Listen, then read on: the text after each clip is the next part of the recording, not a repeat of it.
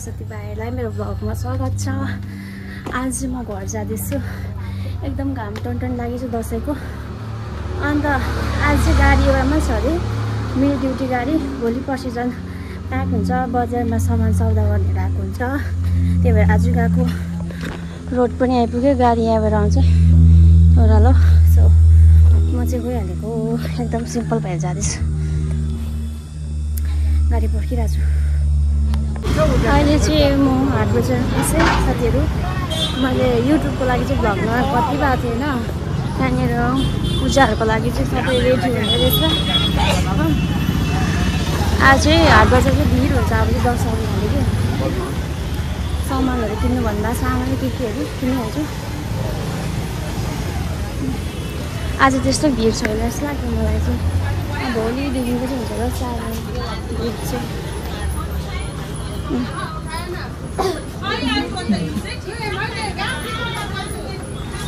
हाट बजार गरौँ भयो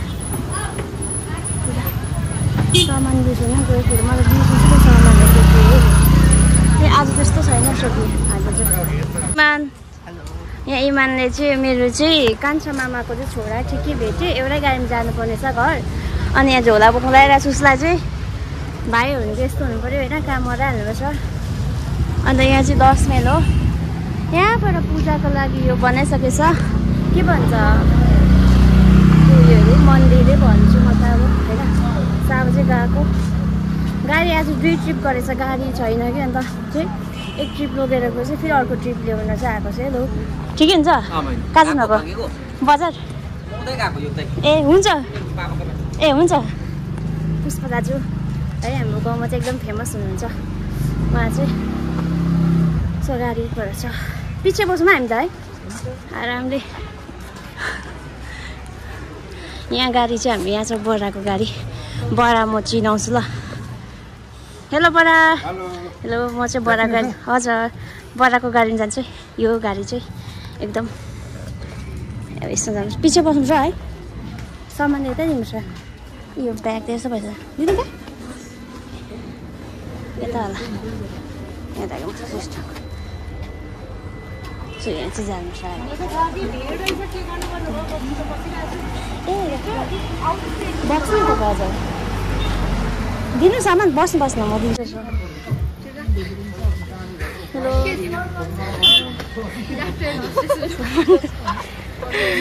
किन सबैले हेर्दा त भन्नुहोस् होइन। हामी गएको गाडीमा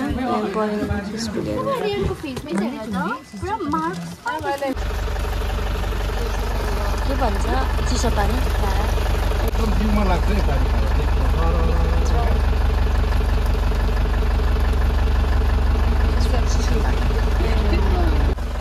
म अलिकति पिउँछु नि। म पिउँछु अन्त बडा तपाईँलाई दिन्छु नि ल। मलाई दिएको न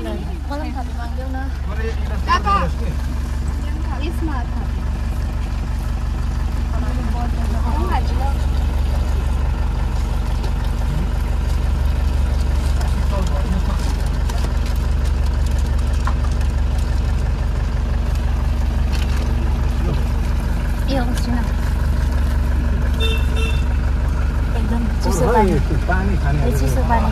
चाहिँ एकदम फेमस छ।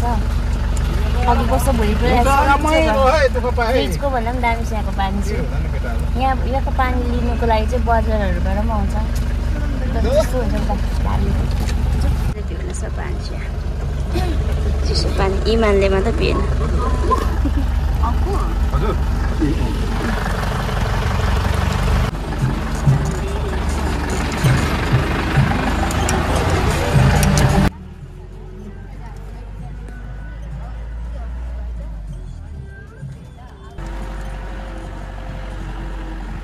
सामानहरू छ।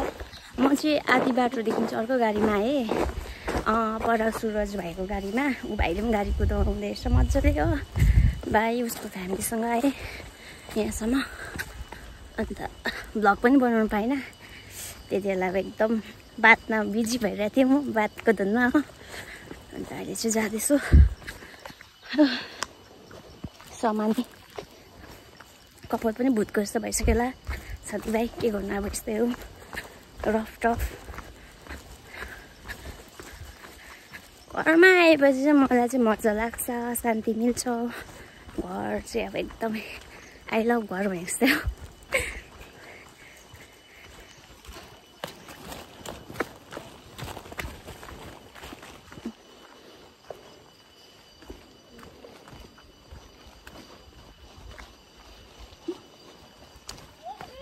हजुर अहिले तपाईँलाई चाहिँ हेलो म बढियामा हेर्छु। हजुर मैले देखिनँ नि त, देखेँ त बोलाइहाल्थेँ नि। अहिले होइन मैले माथि देखाएको भ्लगमा। हजुर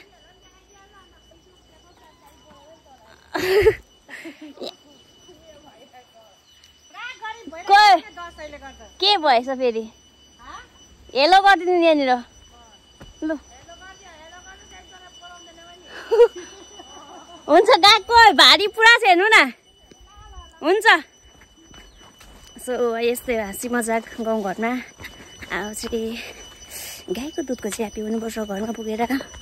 ए अम्बो वा यस्तो हो नि त है। अम्बो कहाँ सर्किआएको फिल भइरहेछ मलाई चाहिँ। यहाँ माथि रेनाले हो जो मसँग बढियामा बाँध्न उसको घाँस हो। यहाँ चाहिँ गफ गर्नु माथि पुग्नु भएछ। यस्तो छ गाउँघरमा। भुलियो आमा आमा कहाँ गयो फेरि बोजू? आमा आउन आमा।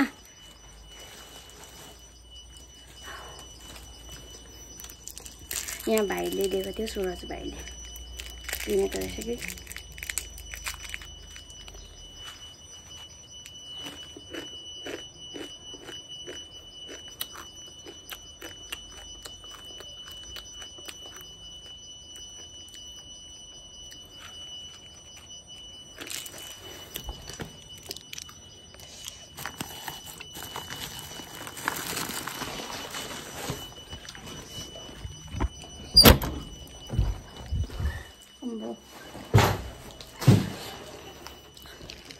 जिरे चाहिँ बोलाएको त फोनमा।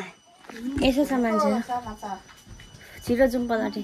यहाँ बाहिर बरन्डाको देख्छ नजरा।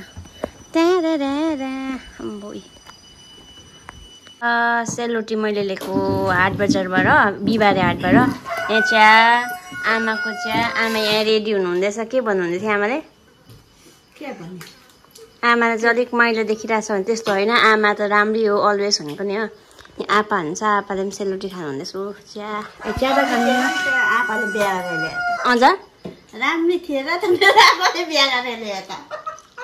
दामी तातो तातो तातो तातो मानेको। अस्ति मैले तातो तातै ल्याउन घरमा आउनु तातै दियो त अन्त। यो त सेलिदिएको त।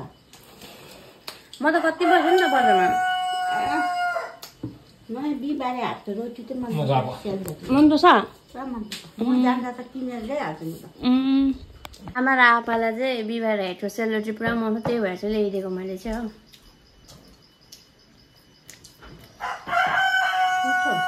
है मिठो लाग्छ। घरमा पोल्दा त निकै लाग्दैन।